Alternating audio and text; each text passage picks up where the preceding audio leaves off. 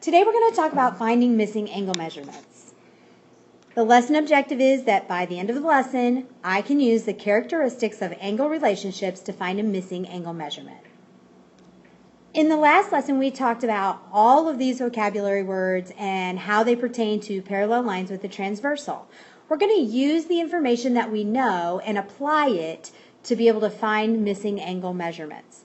Very quickly, let's go over some of the vocabulary just to give you a reminder, okay? Parallel lines.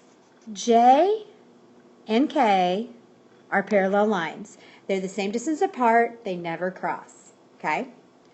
T is the transversal, or the line that cuts them.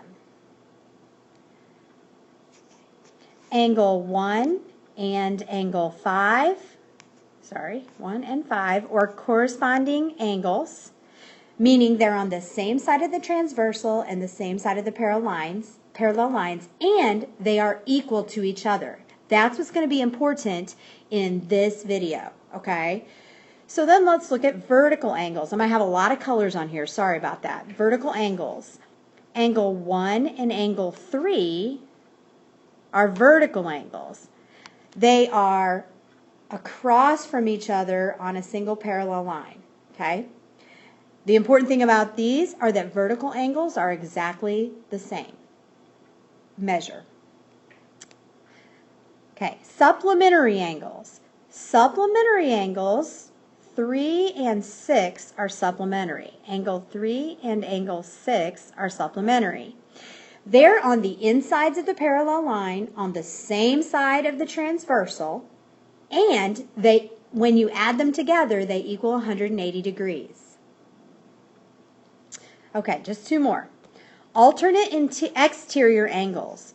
2 and 8 are alternate exterior angles. Angle 2 and angle 8. They're on opposite sides of the transversal, and they're outside of the parallel lines. And then one more. Alternate interior angles. Angle 4 and angle 6 are alternate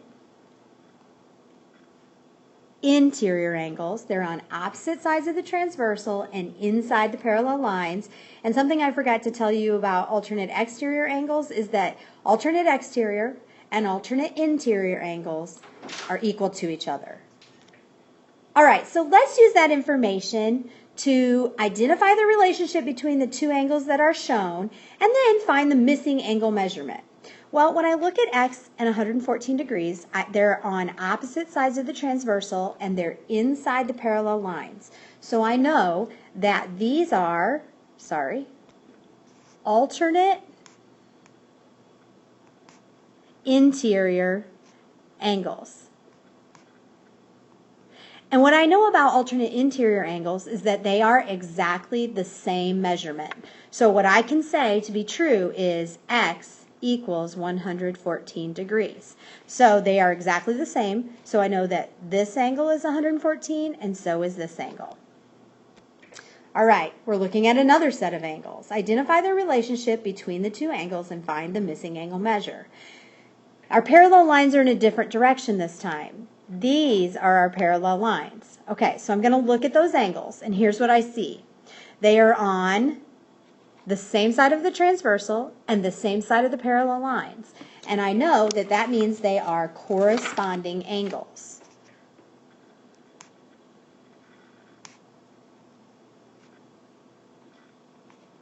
What I know about corresponding angles is that they have the same angle measurement. So if one of them is 74 degrees, the other is also 74 degrees, and it looks like this in an equation. X equals 74 degrees. Doesn't seem so hard as long as you know the types of angles and what to do with them. All right, let's try another one. Identify the relationship between the two angles and find the missing angle measure.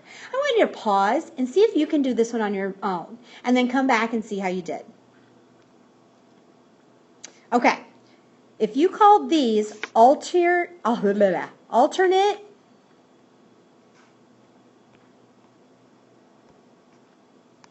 exterior angles,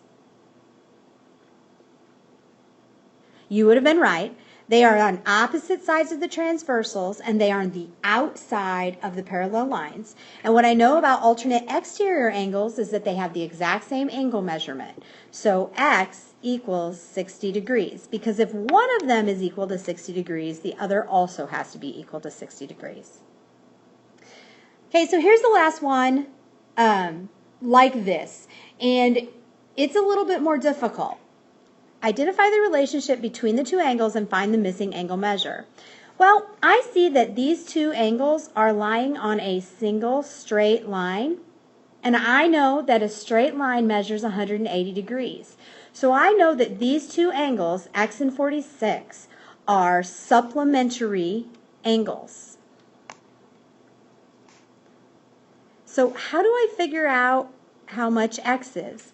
Well, supplementary angles mean that when you add the two angles together, they equal 180 degrees. So you're going to set it up like an equation and solve it.